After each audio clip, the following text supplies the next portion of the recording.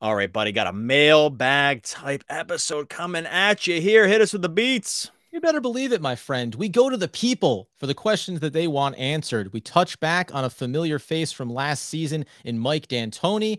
Then we take a look at what could be up ahead for the Brooklyn Nets at the trade deadline and also reflect on those young rookies and if Steve Nash should be utilizing them more, if they can be utilized more. It's a jam-packed mailbag, my friend. Oh, yeah, you said it. We got the questions from the people here. They put some good ones out there. We tried to respond to everything. Thanks for making Locked On Nets your first listen of the day. We're going to get into all these questions, plenty of answers. But first, the theme music.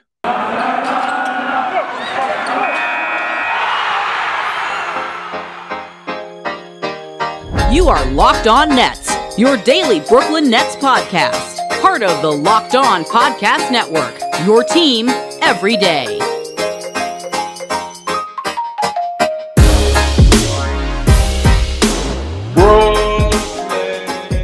Brooklyn, yo. All right, welcome back to the Locked On Nets podcast on the Locked On Podcast Network, your team, the Brooklyn Nets, every single gosh darn day. I'm Doug Norrie, the owner and operator of DFSR.com, rolling through NBA projections during this season. If you need 240 minutes for a basketball team, you've come to the right place. Head on over to DFSR.com. And that is Adam Armbrecht, keeping it locked down on the New York sports scene, the host of the One Giant podcast with him and his boy Andy Mack talking New York football Giants. He's got football and basketball cover for you, buddy. How are we doing on a Friday heading into the weekend? Feeling great. 3-game win streak by the Brooklyn Nets. You see, I evolve from episode to episode. I understand how the rhythm goes. And also on a Friday before we go into the weekend, we decided to ramp this little thing that we're calling the mailbag. I don't know if you're familiar with it, Dougster, but we threw it out there on Twitter. It's a new trend. I think it's going to pick up. What's going to be super annoying is if other people hear this and then start using it for themselves. Like they hear a podcast doing a mailbag and they're like, oh, now we're going to do a mailbag. It's just like the Doris Burke thing on the broadcast last night, right? No credit given, takes a lot of the things that you clearly listen to the podcast, does not even give a nod. Doesn't be the whole title of the show. Just, hey, thanks, Adam. Thanks, Doug. That's more than enough for us. So keep that in your mind if you start to think this is a good trend. But we threw it out before we do that first, too. One thing, too. Obviously, you're going to start seeing mailbag all over the place now that it's in your mind's eye, too. Thanks for making Locked On Nets your first listen of the day. We're free and available on all platforms, including YouTube, where this... You can see my fresh haircut, looking very good today. You can go over to YouTube. I'm into the haircut. Oh, well, look, when you don't have hair and you're shoring it off, then you feel better about yourself. All right, go over to YouTube where we are free over there every episode and more. Subscribe to the Locked On Nets YouTube channel. Let's get into some mailbag stuff. You better believe it. Threw it out on Twitter, threw it out on YouTube as well. Got some good responses, got some good feedback from the folks out there. Let's kick it off with actually something that kind of ties in from the off season coming into this year. And as a lot of fans have talked about the rotations, how players are being used, is Steve Nash fully ready to roll into year number 2? Over on Twitter, at Nasher15, he said conspiracy theory, but there was far too many cogent thoughts inside of it to be a conspiracy theory. It basically boiled down to the Nets could have retained D'Antoni. He ended up moving to another team and taking on a support role. You'll give me the proper term for it, consultant role. Yep. And the Nets went right out, filled that role with someone else, and cleared him off the team. Everything seemed to set up for D'Antoni to be a part of the second year of Steve Nash's campaign. But as Nasher 15 put it out there, the idea that Sean Marks, maybe from the top down, maybe even Steve Nash, just had a philosophical difference from D'Antoni and maybe knew you had to move off of him in order to allow Nash and allow the organization to establish the hierarchy that they wanted. Does that have any substance for you, Doug? It's funny about this. I had not really thought about this too much until...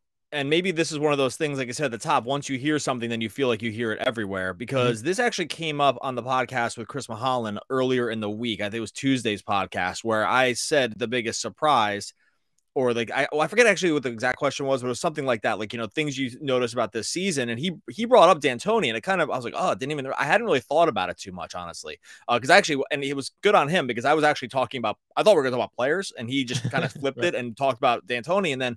And then he said that, and then I think I heard it 3 or 4 other places this week. One was on Matt Brooks's podcast. They talked about it. He does a great podcast. So like he talked about it over there. This is after Chris had brought it up. And then I heard it on one of the national top spots too. It might have been Hollinger and Duncan. I can't remember exactly, but regardless, it definitely came out other places. And I thought, and now it comes up here, and we kind of threw it out there also. But I think there's probably something to it. Conspiracy theory is a little far. You don't really know the context. A lot of these things, like it could have just been D'Antoni didn't want to sit on the bench anymore, and the Nets didn't want to have him in a non-bench role or something. You don't know how. There's some things that sometimes Occam's razor, the simplest explanation is usually the correct one. And so my guess is it probably revolves around. He's the coaching consultant for the Pelicans now, but I think that the loss of him though is probably a little more material than we had thought about, because they had clearly taken aspects of his offense, and clearly has a relationship with James Harden too. And the ball movement, the precision, the attention to detail, things that he's really been known for, like very minute metrical things that like have kind of followed him throughout his career, being innovative kind of every step of the way, able to adapt to all new situations. Right, because we talked about this when he got hired. It was like, oh, D'Antoni only knows how to coach this way. You're like, oh no, dude, he's coached every way. Yeah, he's actually been one of the more adaptable coaches in NBA history. When a new trend comes along, he goes, okay, this is what it is now. I'll find a way to execute that. Yeah, and like, look, they bring in these 3, and when everyone said last year, oh, how are these 3 guys going to work together? Oh, it turns out they work together even better than imagined. Than when Harden, Kyrie, and KD all played together. I'm not saying it was all D'Antoni, but I do think in hearing this, Chris brought it up, like I said first, I think there probably is something to when the brain drain on losing a guy like that is going to be, I think everyone would agree it would be hard to make up the difference. Sure. Whether I'm sure the other hires were fine, but losing Mike D'Antoni, it is going to be hard to replace a guy who's qualified to coach any team in the league and that you had as there sitting on the bench as an advisor. Right. Sure. And so I think you'd be nuts to say that hasn't probably affected them in the short term, and maybe in ways that are even greater than we expected. So then, because I think my caveat to it is, because as you say, any of these resources, guys that have been NBA lifers for 30, 40 years, you know that as much basketball that Steve Nash played in his career and as much as he saw and learned on the job last season, there's always going to be something that you can lean on a D'Antoni in order to support you when you're on the bench there. But I do think it's also kind of if you want to say the conspiracy theory piece of it is like, well, and look how things have started this year. It's very coincidental that James Harden is coming off an injury, right? That it's circumstantial that Kyrie Irving isn't there for the Brooklyn Nets right now. So maybe in some ways having D'Antoni there to start this season as it currently exists would actually be even more crucial, because you'd be able to, tread through and navigate these waters, because D'Antoni would just look at the roster and go, skill set. Yeah. Here's the guys you want to throw together immediately, regardless of when it is or for how many minutes. These are the combinations that you can utilize, as opposed to a little bit of throwing things against the wall and seeing what sticks. But if everyone was healthy and Kyrie was a part of the team, I don't know if this type of speculation would exist as much, because in theory, you'd be running out Kyrie, Harden, and KD and saying, that's going pretty well. Everyone else is doing their thing. These 3 superstars can kind of take care of it themselves. And I'm sure that Steve Nash absorbed a ton from his playing days. And then last year with D'Antoni as well. Like, Steve Nash is also a pretty smart basketball mind in his own right, even though it may not be to the extent that D'Antoni is. Exactly. This isn't a knock on Nash. I think that Nash is fine. I think he's fine. This isn't a knock on Nash. I was mostly just saying that I think that I'm just mostly speaking for myself, that it really hadn't been something I considered about the loss of that. One, probably took for granted the addition of it to begin with, right? Like, we knew it was a really good hire at the time. Probably lucked in there. You don't hear a lot about it. He kind of lucked into it out of circumstance, right? He didn't want to coach the Rockets anymore. He kind of saw that was changing. He was able to move into this position where he's going to sort of coach up, be a mentor to this guy that he really respects. Like, there were a lot of things fell into place for him around that situation. And he might have just said, I don't want to do that anymore. But no, go ahead. No, I actually, what I actually bet too is because he goes and takes a consultant role, as you said, didn't want to coach the Rockets anymore. Like, it may have actually been the perfect situation that Steve Nash got hired by the Brooklyn Nets, and it's a guy that D'Antoni is intimately connected to, and he goes, okay, I'll come sit on the bench with you for a year and help you kind of launch your coaching career. He may have gone right into a consulting role last season, if not for this one very specific opportunity, because if I remember correctly, there was at least some buzz around his name. People were going to want to talk to him after he left the Rockets, and nothing materialized off of that. So, it almost probably was D'Antoni saying, maybe I'm going to take a year off. Maybe I just want to be a consultant. Nash gets hired, gives him a buzz. He goes, okay, yeah, sure. I'll come by. I'll be your ear to bend for a season. And then, ultimately, I don't want to have to travel as much. I don't want to have to do the grind of 82 games and practices and everything else. And when you move into a consulting role, you get to basically, sit back and analyze from a distance and then just drop down some information that you think can help the team build and grow in a better direction. And oddly enough, if we want to take the sample size, I mean, the Pelicans, things aren't going so well. Well, he's only a coaching advisor, so maybe it's not making. Oh well, they got a whole other bunch of issues. Yeah. No, so I think in general the D'Antoni disconnect piece and that Nash threw out there, and like we said, we've heard from other places. Just to put a pin in that, I think that is actually pretty real. I think that is. I think that probably was a material loss that either at least I discounted or just didn't think about it. And I think that enough people have brought it up that I think that probably there's a little smoke to that fire in that. Not in the conspiracy, but in that you would probably like to still have him on the bench right now. Of course. So we're going to get into a couple more mailbag questions here from both Twitter and on the YouTube side of it. But before we do, got to remind you that this episode is brought to you by our friends over at McDonald's, proudly serving communities for over 50 years now, since 1965, friends. That's a heck of a run that you're putting together there for yourselves. And I'll be honest with you. I pop in, road trips. You've heard Doug talk about this before. It's a great stop in. Hot apple pies, ice cream sundaes. You know what the menu is. You know it's all delicious. But I made my way in there looking to grab a quick snack, and I turn my head over to the side, and I just see, I'm not going to call them couples. I don't know what their personal status is, but these 4 older individuals in their late 70s, maybe even their early 80s, kicking it around, having a good cup of that coffee that Doug's told you about too, and just kind of catching up. And to me, it looked like this is, hey, let's get together down at our McDonald's. That's our spot that we go to. We have a little snack. We talk about our lives, show pictures of the grandkids. And that's what McDonald's is about. It's a community center that you can go to after, whether it is connecting with old friends, wins or losses, games, who cares? You don't need a reason for it. Pop in there. You know you're going to get those great, delicious food items that you've always been craving. And also a sense of home, sense of a place that you belong along with everybody else there. By the way, friends, you head over to your local McDonald's and refuel and reconnect. I'll let you know that there's a possibility of a Locked On Network party at one of these locations. Go ahead, check it out. Suss out across the network. It could be happening for you. And as you know, you can say it with me if you want, Doug. Ba-da-ba-ba-ba. I'm loving it. All right. Actually, I'll ask you a question. Do you know what makes LeBron, LeBron James's superpower is? Athleticism. No, wrong. Sleep. That was, you were close. Athleticism second. No, sleep's first. Now, sleep is really important. People have kind of underrated this piece, and I think that we would agree that LeBron James's number one superpower is athleticism. 2, he kind of rejuvenates it by using sleep. Calm is the app that he uses. He's partnered with the folks over at Calm to make the number 1 app for sleep and meditation. They teamed up so you can activate the power of sleep. Your mind's like a muscle in your body. You got to rest it. You got to refuel it. Sleep is the way to make it happen. Calm can help you train your brain to sleep better, reduce stress. It can feel stressful out there these days, folks. Perform at your best, just like King James. He said, getting good sleep and finding time to rest is one of the most valuable things I can do for my body. And that can be the same for you as well. Head on over to calm.com/LockedOnNBA. Calm.com/LockedOnNBA. For a limited time, you're going to get 40% off the premium subscription. Folks, you got to go over to Calm right now. This is not something you want to you don't want to undersell yourself on some of this stuff. You got to get the Calm premium subscription to make sure you're getting a full night's sleep. You get 40% off by doing /LockedOnNBA. A limited time, you can join LeBron James using Calm. 40% off the premium subscription. Calm.com/LockedOnNBA. Unlock content to help you focus, ease stress, and sleep better. One more time, get started at calm.com/LockedOnNBA.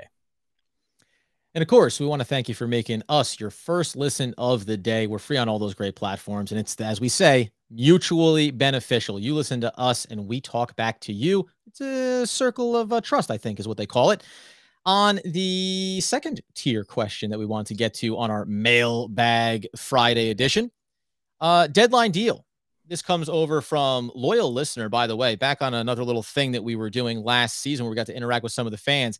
Hassan was always in the house, always had great questions, and he threw this out over on Twitter as well. As the deadline approaches this season, do you think the Brooklyn Nets will need to look out at the landscape and try to strike a deal? And really specifically around, because there's a lot of guys, a lot of people threw these out there as questions that kind of tie into the same theme. Yeah. What does Blake Griffin look like to start the year?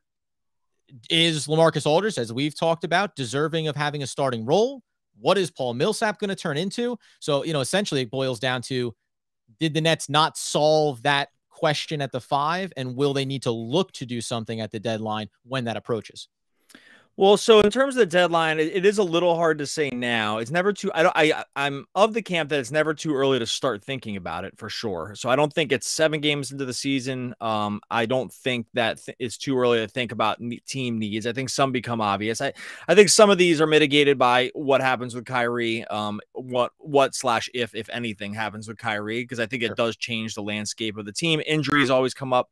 And so it's hard to know at some point if you need to like reload because of injury. And so this is all caveats to say the trade deadline's a far cry away right now, and things do nothing but change, right? So I think that trying to predict that, the Nets clearly in this iteration they are right now are far from complete. And so I think we can agree on that part of it for sure. You mentioned all the bigs. I think that that's probably still a concern. The problem right now, so the problem with the bigs, I think, is twofold. One is they clearly don't have a single guy that they can slot in that would make everyone feel comfortable about the exact style they run.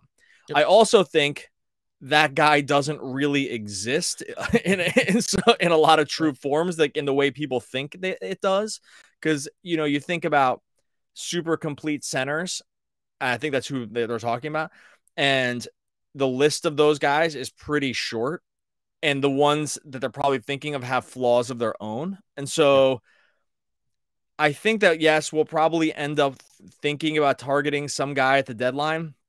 The issue is the guys that people probably seem to want now are probably not guys who can be on the court. And I have another center thought in a second, but I'm going to save it. But they're not guys on the court that can stay on the court in like absolute Game 7 crunch time of the playoffs, because that's really all you need to shore up at this point. And by the way, that's a guy like Jeff Green, right? Like this isn't Mason Plumlee, who I think some people want to like have walk. That was thrown out there as one of those. Exactly. Right. Should Mason Plumlee be on the radar come at the deadline? No, definitely not. Absolutely. So here's the thing too, because you can go back to the offseason, right? Whether it was nobody was clamoring for this, but you think about like Dwight Howard returns back to the Lakers, right? Everyone in Nets landscape was saying Drummond. That's been the name for the last couple of years, right? You can even throw out the idea of some buzz coming up around Kevin Love over the last couple of seasons too. And he's, more of a power forward than a center, whatever. But in terms of filling in these roles, and to your point, Love is his own case with the money and everything else. But a Drummond and Dwight Howard, like, are they really good at certain things? Sure. But do they have on the flip side glaring holes in their game? Yeah, they do. And that's to the idea of who is this guy?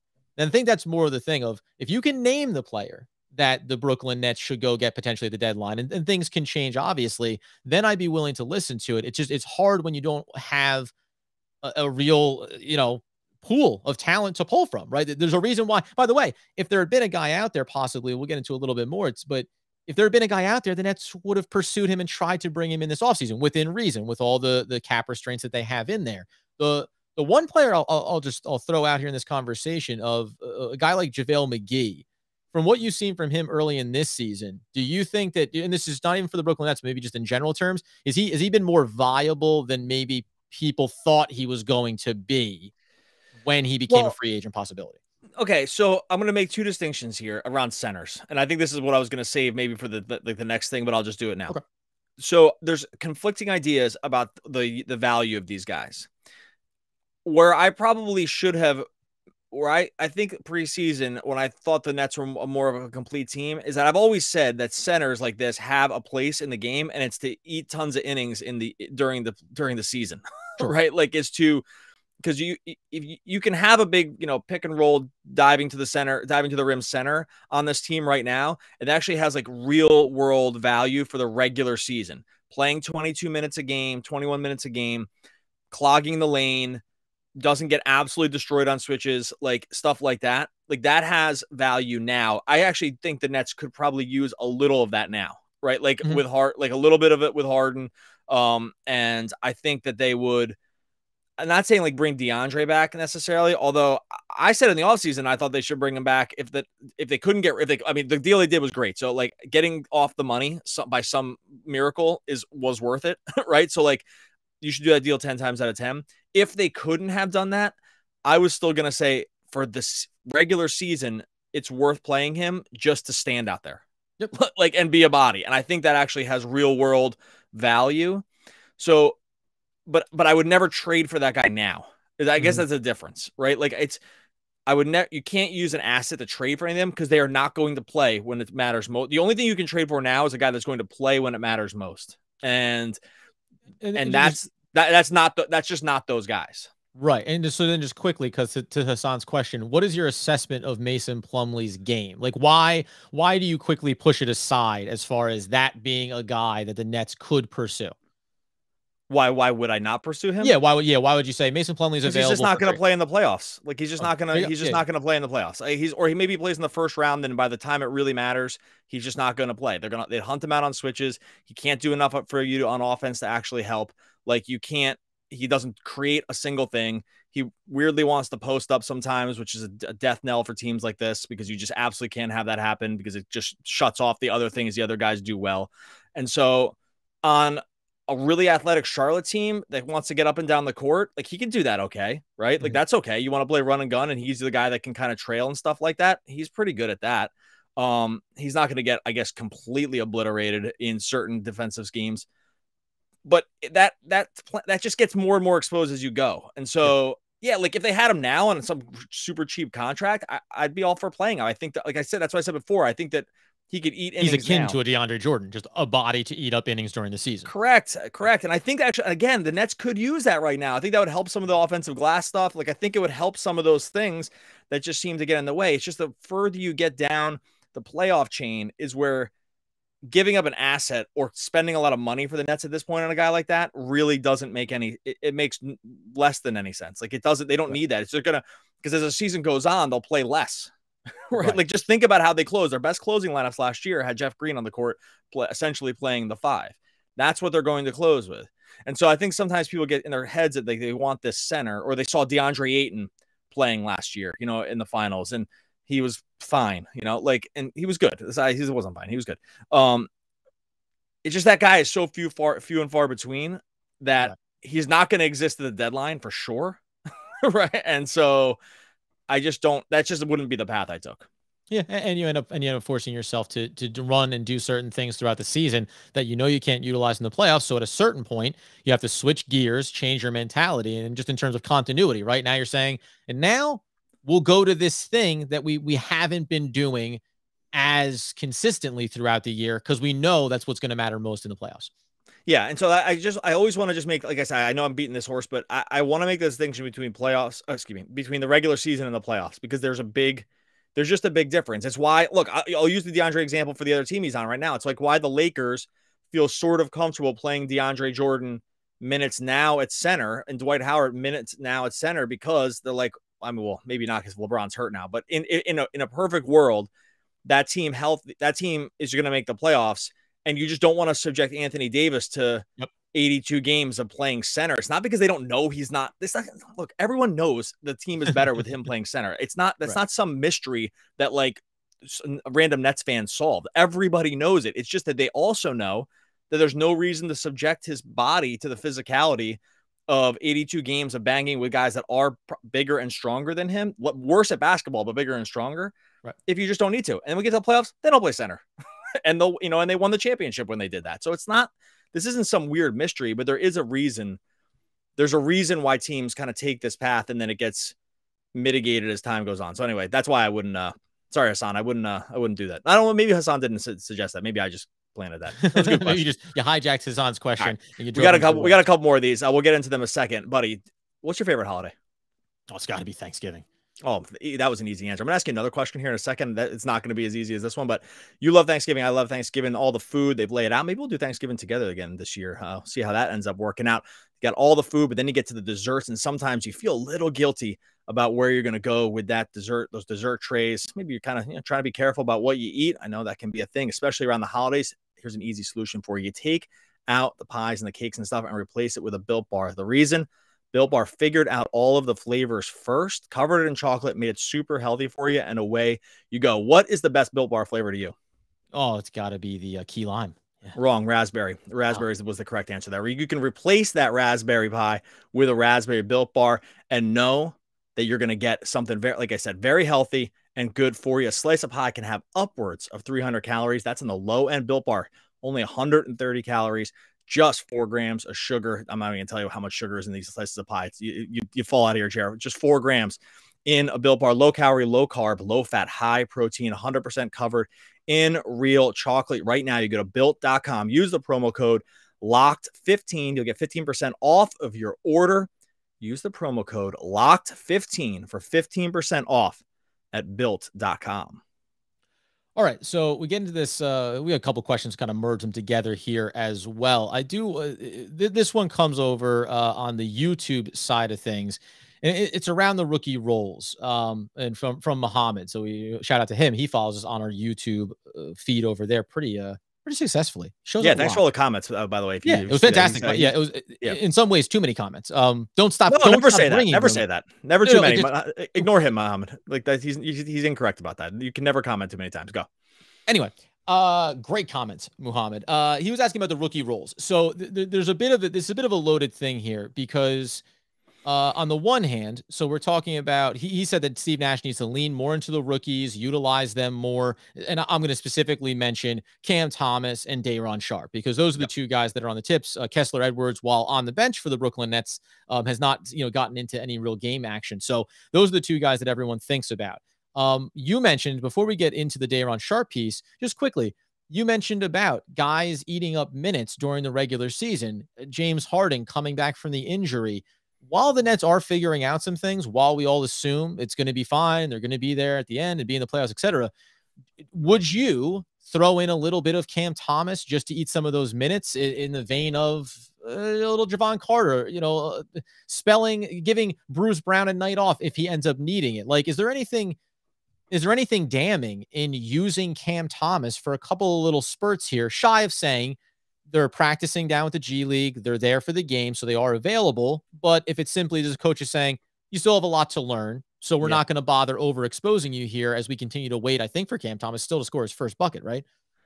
Yeah, I kind of thought this was going to happen maybe as we cleared out the preseason, when it became increasingly evident that he probably wasn't part of the rotation. The game is probably just too limited. I also think that at this point, I think it's a little weird this year because the rookies are so good across the NBA. Like, this rookie class is already probably going to end up being some weird transcendent class. Like, it's so many guys are already contributing right now in real meaningful ways. Barnes, Mobley, Franz Wagner's has been awesome. Like, Suggs is starting. Like, there's a lot. There's Chris Duarte started right out of the gate, kind of surprising. Like, there's a lot. There's been a real impact on the rookie class already. Sengun started the other night, on and on and on. So I think there's probably this little bit of with Cam Thomas, between how good he looked in summer league / that it's okay for now rookies to kind of play, and some of them are actually on good teams. Yep. I think that's probably throwing people off a little bit about what the reality is around a guy who went what did Cam Thomas go 21st? What did he go in the draft? Yeah, so 27. Those guys just don't start. They just don't really play. It's just not. We should probably know that. But regardless, it's pretty rare to come out of the gate at that level and play at all. Just for starters, right? Yeah. Game 8. The list is pretty short of guys that went, even though he probably did drop further than he should have. The list is pretty short of real meaningful role-playing guys that came out that low of a draft pick and played right away. For instance, nobody else around him is playing, I'm pretty sure. And so I don't think it's a surprise that he's not playing at all. And my guess with the Nets is they probably know that because the season is long, that at some point he just is going to play. Yeah. Right? Like the season's long, injuries happen. The Nets are not exactly a young spring chicken like team to begin with. And so I think there's probably this, we just don't need to do it right now because he probably has flaws that need to get worked out. And he's just far from a complete player. Right.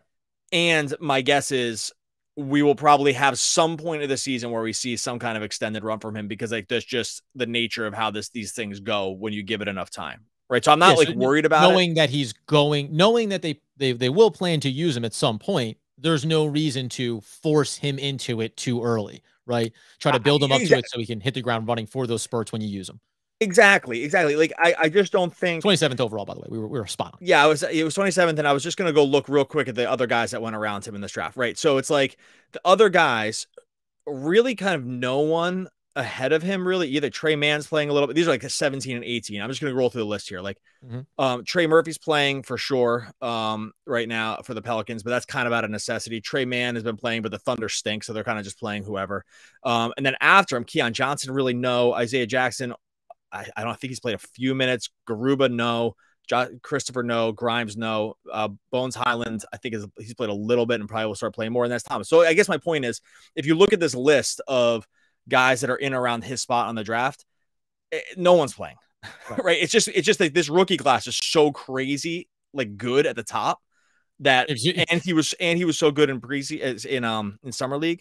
And at times when he came in a preseason, I can see why you would think you would need it, but I'm not, it's not shocking to me that he's not playing at all right now. And I think there will be some point where he gets a run of like 4 games in a row where he plays like 15 minutes plus or something like that. Right. I think that probably exists sometime like around game 40 or something. Right. No, 100%. And by the way, again, when you're a fan of a team and you see those other rookies playing, you just feel like, oh, like this guy's good. Like, why don't we use him? Especially. Oh yeah, those guys are sick. Like these guys are sick. Like these guys, like this draft class is ridiculous. And these guys came in right away and looked like kind of like near, not complete, but for a rookie, for 18 or 19-year-olds, like these guys, like Mobley looks amazing. Like Scotty Barnes for going like whatever he 3rd or 4th in draft, like he looks amazing for this for his age right now. So I think it can throw you off, but I think it's bad to compare him to the top of this draft, I think. Okay, so then the other piece of it, though, that actually ended up being a better conversation around Cam Thomas than I anticipated. But the other piece would then be Deron Sharp. He's played little tiny spurts of minutes. We saw him knock down the 3, and that gets everyone excited and maybe pushes back on the trend of saying, don't look for this guy to hit perimeter shots. 2-prong. Should the Brooklyn Nets, should they, one, have in the offseason, instead of the bringing back Blake Griffin, the Millsap, the James Johnson, the Javon Carter, should those contracts have been lumped together and it totals up about 8 to 10 million, something in that range? Would the Brooklyn Nets would have been better served to have gone and tried to target one player that could have given them a C+ on both offensive and defensive end, as opposed to guys that are specializing in one specific area but have some glaring holes in other spots? And 2, theoretically, if Deron Sharp can hit some perimeter looks, could he possibly actually turn into one of the better options inside of this 4 or 5 rotational class? And specifically, let's say, jumping ahead of Claxton maybe at some point, if Blake Griffin is going to have this week of an offensive game, is there any world of that? Big, loaded one for you, Doug. Okay, so the offseason thing, I think we covered a little bit. So I don't know if I can walk back there. I actually don't think the money would have worked like that, because it's like you can't lump them all together and still fill out the roster, because you still got to pay someone else to fill out the rest of the roster. So you can lump it at like 10 million together, but then you can't pay the next 3 guys 0. So like, and the money, I don't think piece of it too ties into a factor. Like, you're allowed to pay this guy X, but you can't just do that for all the other players you fill out. Right, they're already paying these guys like nothing comparatively. So I think that I had to get 4 or 5 guys together just to make that money. That's what I mean. I was like, I just don't think it would have worked. And let's just say that at this point, the ship has sailed on that anyway. So whatever. I think that Sharp is another guy, because I think this is what's going to happen. I actually think my answer for him is probably pretty similar to what my thoughts are for Cam Thomas, in that if you just look at who we're talking about here, there's just almost no world where LaMarcus Aldridge, Blake Griffin, and Paul Millsap make it through a whole season healthy. Like, there's just, you know what I mean? There's just, they're not hurt now, and that's great. And sometimes it can be hard to see it because they're all healthy now.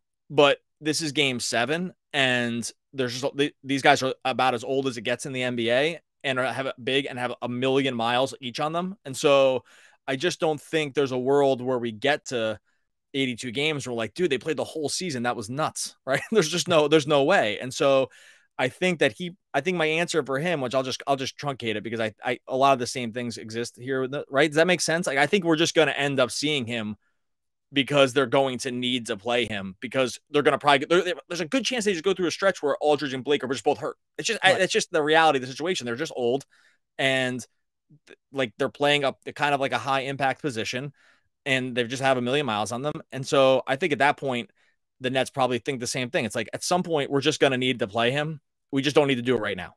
Yeah, and I'll give the little caveat I would give is we know that Claxton dealing with illness right now isn't around. I think that there is this. Him. No. But yeah. And then there's some other guy. I don't know. It doesn't matter. But specifically with him, if you say there is a young guy on the roster that they are going to give minutes to, what I'll be very curious to see when we get these samples from Deron Sharp is on the offensive end in the pick and roll action. If he starts to showcase that he's capable of setting the pick, rolling to the rim, and looking like, he has the basketball IQ on that and the natural instinct, something where Claxton struggles, at this point of his career. He looks lost at times, almost in the way of his teammates. If Deron Sharp starts to show offense. on offense. It's very clear on the defensive end. Nicholas Claxton looks like he's a savant and he can pick up anybody that you want, which is why he's such an enigma in that regard. But if Deron Sharp can show that on the offensive end, and you combine with any version of perimeter game, I'm saying maybe it's something like the elbow jumper that we see from Aldridge, right? If you show that you have a bit of a shooting touch and you can run this system effectively, that's where I think he can get a little bit a few minutes there. Then, like you say, some rest for some older guys here, rest from older guys there. And who knows, as we work our way through the season, maybe he does carve out not to be maybe pun intended, a Javon Carter, kind of thing where it's like, hey, it's a low level role. It's not a big minute share, but it is consistent as opposed to Cam Thomas, where, like you said, I think Cam Thomas is going to be wait until we say we're giving some guys rest. You get to run out there, have a blast, chuck it up. I think Deron Sharp may actually be able to carve out a small minutes role that is very defined and that the Nets can utilize consistently. It feels like the path to that is probably a little cleaner than the Cam Thomas one, just because of how the roster's made up and like those guys that I mentioned that are either flawed, like somewhat like Claxton. I mean, not flawed. That's right, wrong. But maybe a little one dimensional, and and just the age on these other guys. Because again, it's so hard to sometimes see when you are this short into the season and everyone feels good, but that's just not going to last. Like there's a million years million minutes worth of basketball that shows it's just not how this works over the course. And even though Patty Mills is a little bit older, he's been incredibly consistent. Bruce Brown has been incredibly consistent, right? So like when you think about guys in the guard room, to your point ahead of Cam Thomas, it's like, and guess what? I don't know if these guys are going to budge too much throughout the course of the season. And they're just not injury risks like the other guys. Exactly. I think those other guys are just play. Yeah, they're just higher injury risks. Blake Griffin's had like 16,000 surgeries in his life. It's been great. They've gotten way more out of him than I ever thought they would have. And he's more metal than man. Look, he was not on the Nets for the whole season last year and sat out like half the year because when he was with the Pistons, because they were trying to get, they had the understanding that he wasn't going to be on the team. He didn't, you know what I mean? Like his minutes are already going to necessitate being way more than they were last year because he didn't start with the Nets last year, right? Like, remember, he came kind of late-ish in the game. Fresh. Right. Right. So fresh because he really hadn't played. It's easy to forget this stuff. Like, they're doing this, not the same thing this year. They're starting him game one, running him decent amount of minutes at a high-intensity role. So I just... Talk to us in game 30 when some of these guys are hurt. It's just going to happen. I'm not wishing for it to happen. It's just a reality. So I hope it doesn't. But and by the way, with all these things, as we wrap up the mailbag session, and tell everybody, really appreciate it. Keep them coming. If we didn't get to one of your questions today, because if you haven't listened to the podcast before in your life, Doug and I can be long-winded. So 3 questions an episode might be all we get to, but we'll put them in. We'll put them in the can. Make sure yours gets in is really good. Like, you get yours in early and make sure it's really good, because otherwise, if you catch our eye, could just be one question. All right, we're gonna get out of here. Game here Friday. We're talking over each other. Game here. Still doing it. Game here Friday. Should be. We're never going to end now. All right. Game Here Friday. Appreciate everyone that jumped in here onto either the podcast platforms or YouTube. Make sure you subscribe over to the YouTube channel. Saw a nice uptick in subscriptions over this course of this week. Jump into the comments too, Adam, and I try to respond to every single comment. So make sure you're over there on YouTube. Thanks again for making Locked On Nets your first listen every day, and subscribe to that Locked On Nets YouTube channel. I'll put the link in the show notes. I would rather have questions that can't be answered than answers that can't be questioned. Richard Feynman. Oh, one of the all-time great poets. I think I'm just trying to one of the all-time great poets. I don't think it's RIP. We will be back again next week talking more Brooklyn Nets basketball.